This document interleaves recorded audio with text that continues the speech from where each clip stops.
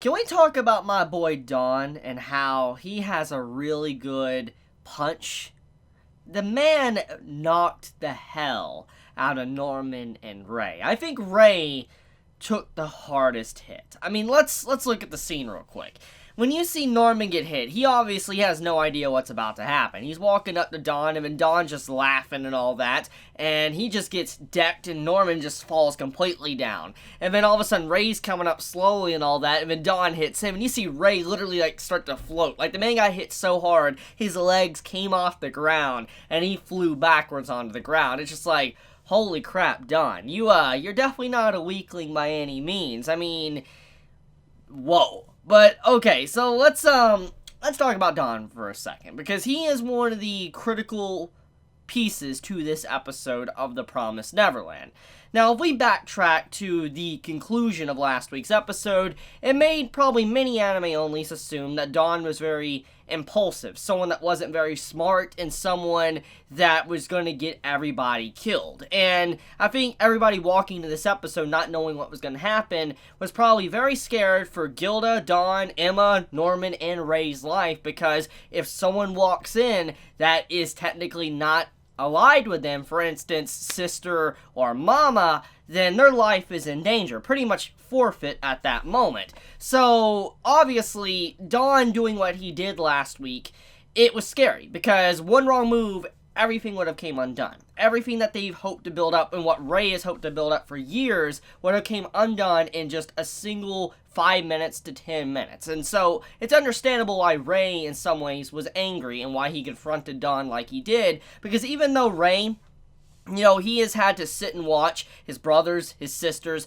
constantly being taken out of the farm and eventually just end up killed or eaten, whatever. He obviously has had to see this. And he's spent so many years of his life, more years than a child at his age should, to try to make sure that there could be a way to get out. There has been sacrifices. And if you have someone that just comes out of nowhere and, doesn't know the full picture and ruins your plans, you're going to be a little bit angry. And so I can see why some also would be upset with Don as a character, because he didn't understand. However, this is the big part here we got to look at, is that Don and Gilda, they did not know the whole picture of what was happening prior to this episode and, at the end of last episode. For instance, they thought that there was a chance of saving Connie. They thought that, if they did get shipped off, that they were technically still alive. They weren't going to be executed right at the door. They had no idea. So Don being very impulsive, in some ways it does make sense, because he felt like the longer we wait, the longer that Connie's going to have to maybe be in, slavery, or, she's going to get further and further away to where she's at right now, and we might not ever be able to find her. That's basically what he was trying to say, or what he was thinking about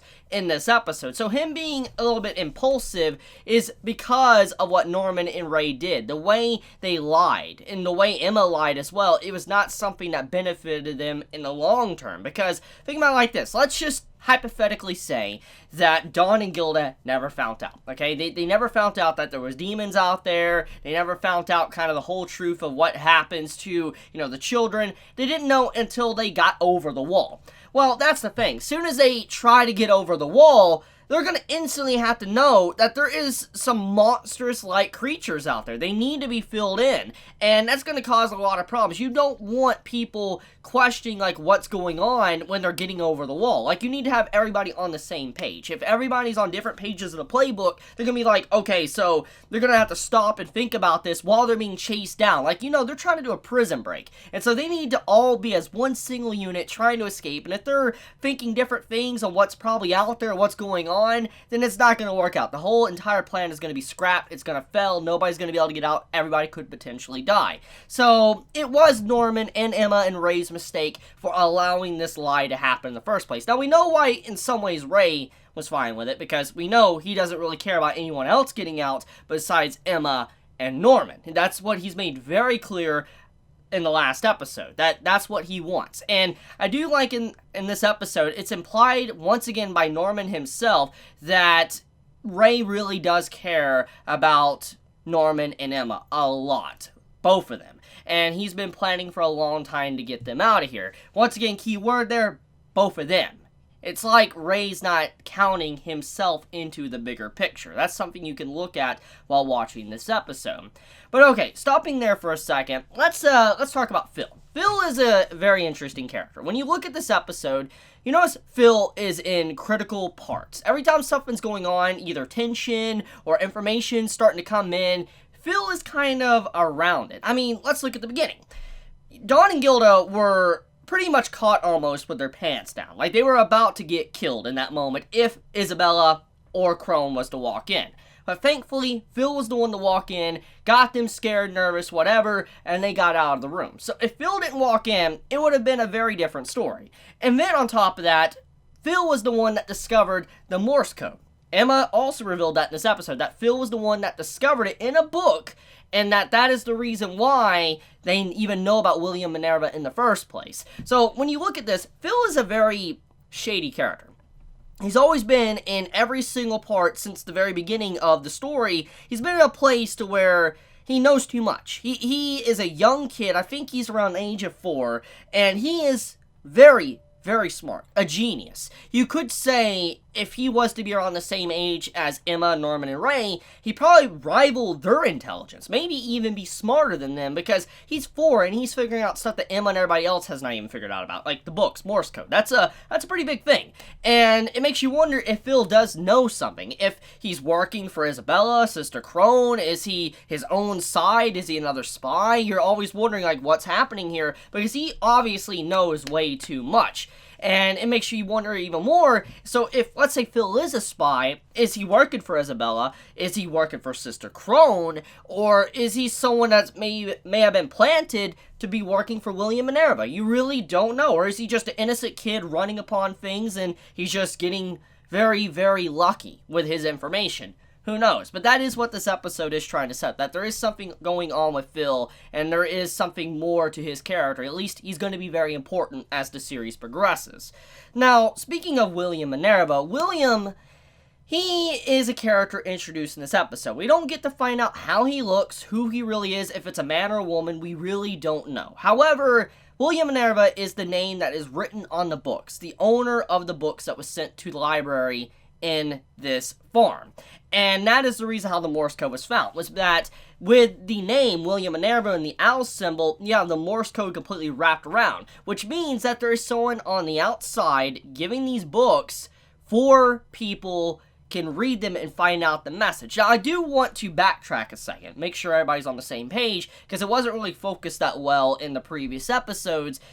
It was revealed that these books are in 2015, 2014, somewhere around in there. That's when these books were kind of sent in. It has the dates, and I believe in the manga they've actually properly established that, and I don't think that this episode really dived into the full details of what the books were about. But basically, the books do have a date on them. And if you look in the background, we do know that it is 2045. So if we put all this together, you're like, wait a minute. So it's 2045. These books were sent in at 2015, 2014, whatever, that means that they're like 30 years old or whatever. They're old books. They're really, really old books, which means that the person that sent these books might not even be alive. They could be dead for all we know, or who really knows? But that's the point here, is that there's some big time gaps right now, and you don't even know if this help that's out there is still even out there. But that's still another question for another day. I'm not going to dive too far into that because spoiler reasons. So, let's talk about Sister Krone. So, Sister Krone, she wasn't really in this episode. When you think about it, she hasn't really had a big spotlight recently in this episode or even in the last episode.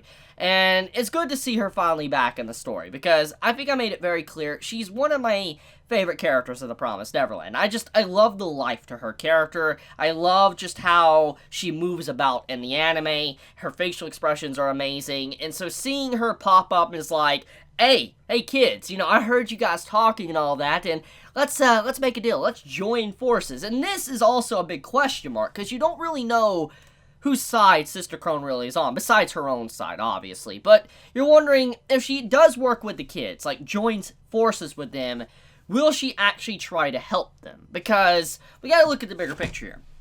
Sister Krone, she wants to be Mama. She wants to be in Isabel's, position. And so if Isabella is gone and Krone looks really good, then obviously she will replace Isabella. So that's what she wants. That's her big thing she wants. And so why would she join forces with the kids? Well, when you think about it, joining forces since she's on her own side, if the kids probably escape, it would make Isabella look really bad.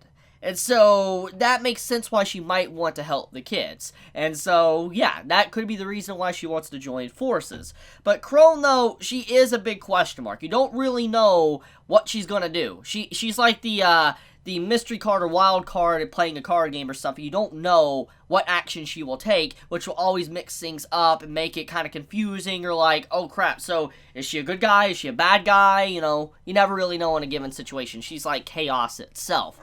But yeah, I think that's pretty much about it. Besides the emotional speech from Dawn, the voice acting in that scene, wow, that's pretty powerful. Actually, I've recently been looking back at the manga because my girl Sam, she's actually been reading the manga alongside of the anime, and she showed me like some of the manga. She was talking about it with me and all that, and you know, seeing the comparisons and stuff, I do think that the anime is actually better. I do think the anime in this scene with Dawn and how he gets very emotional and he realizes he was taking his aggression out on Emma, Norman, and Ray was probably just like, it was brought to life in such a good way. And I mean, there's many scenes throughout the anime that's better than the manga, and there is some scenes that is worse than the manga, but in one scene in particular that I'm glad they done right in this episode, it was the Dawn scene, because it establishes character that he is not going to be useless. He's going to be very important. He's going to be like their FIFA part of the group, being able to snatch things, get in and out easily without being noticed. And so I think if there's one thing that they really needed to focus on in this episode, it definitely was that. I wish they would have given more time to William Minerva, but I do think if they had to choose one or the other, the Dawn stuff was very important. So with that, I want to end this video here. Let me know your thoughts in the comments below. If you enjoy my content, you know, please subscribe. If you like this video, please leave a like. And if you want to get notified for whenever I upload a video, please click the bell icon down below. Because for some reason, even if you click the subscribe button, you don't always get notified. So if you do want to get notified, hit that bell icon. And with that, I love you guys. Be safe. Chibi out.